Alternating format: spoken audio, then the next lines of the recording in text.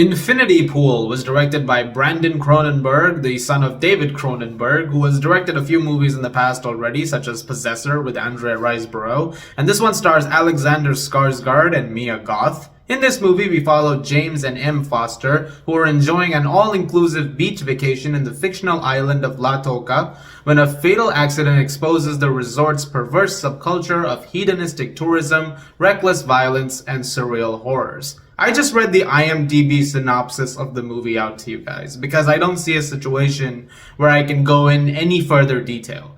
I think with the case of Infinity Pool, the less you know, the better.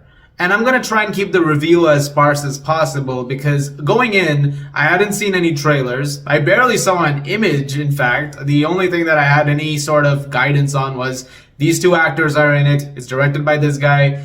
Have fun. And so I walked in, me and my friend saw it yesterday, and we had a fun time. We actually had to think about it long after it was over, and I'm still not sure exactly where I land on it. But it did result in a very fascinating viewing experience, one that's not as artsy as you think. Like, I feel like some people will look at this and go, oh, it's gonna be some pretentious art thing with some weird editing. Yeah, there's a couple of sequences like that, but actually the movie is pretty straightforward. It has a plot that has a very clear point A to point B for a while, but it progresses in very interesting ways. And Cronenberg is a great director. Very much like David Cronenberg, his father, he is doing a really good job over here embracing the surrealism of the storytelling that is on display. And it helps that there's some really striking and memorable imagery that you're going to see over here that very much ups the ante as you're watching some of those sequences progress. I think he is a really great director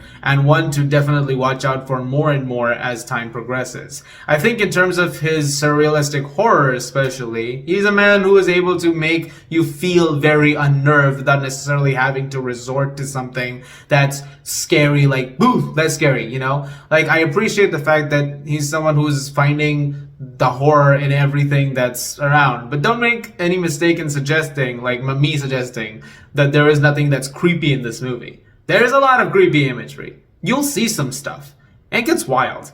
And the performances that you get over here as a result of it are equally wild. Alexander Skarsgård is really good in this movie, but if I honestly had to give points to someone, it is once again Mia Goth, who is just proving herself to be one of the most talented actresses that we have, especially in the horror genre. I think last year with X and Pearl, she was 2 for 2 in terms of pulling off amazing performances.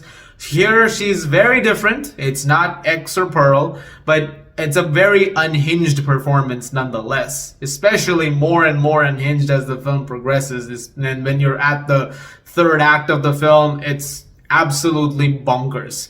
But I think everything is handled in fairly effective manners. And the film is engrossing. I mean, it is definitely keeping you interested, although I feel like that's going to be subject to a personal opinion.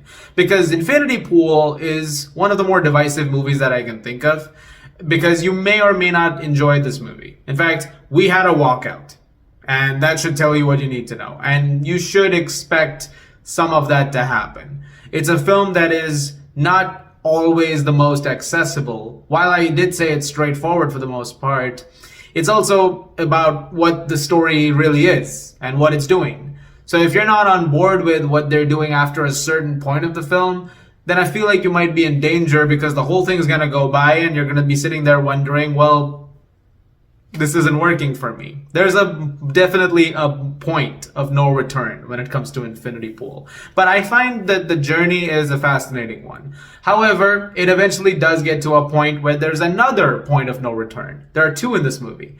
But the second one is the one where I found myself thinking, now I'm expecting some division. Because it gets really, really crazy. And again, trying not to spoil anything, trying not to give anything away, but it's where it really becomes this absolute nightmare of visuals. And it's actually kind of hard to tell after a while, like, what the hell is going on in terms of what's real and what's not. I guess it's all real. If it is, I mean, that is crazy. I don't really know what exactly to make of that. But I am so curious to hear from people who end up watching this movie. What are their thoughts on it? Because again, it's just incredibly wild and incredibly bizarre. Beautifully shot though. It looks amazing. This is a very bizarre visuals laden movie, but it is all really, really well done with a very eerie, haunting score over it. I mean, if I want to give you the easy points of what works in the movie, all of that stuff does. It eventually now comes down to you as a viewer, your mileage as a viewer.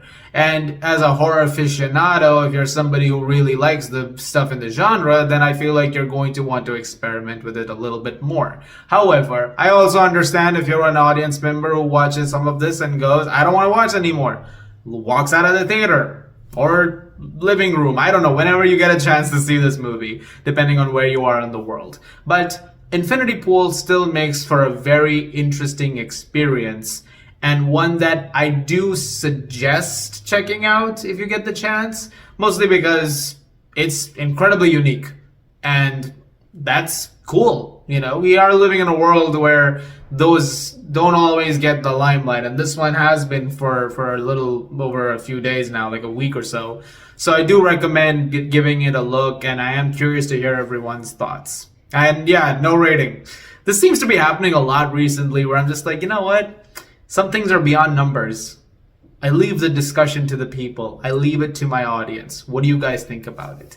Guys, thank you very much for watching. Look forward to more reviews very soon. I'm going to have a review for Knock at the Cabin out very, very soon. Looking forward to talking about that. You guys are the best. And as always, if you like this, please do subscribe. And I'll see you guys at the movies.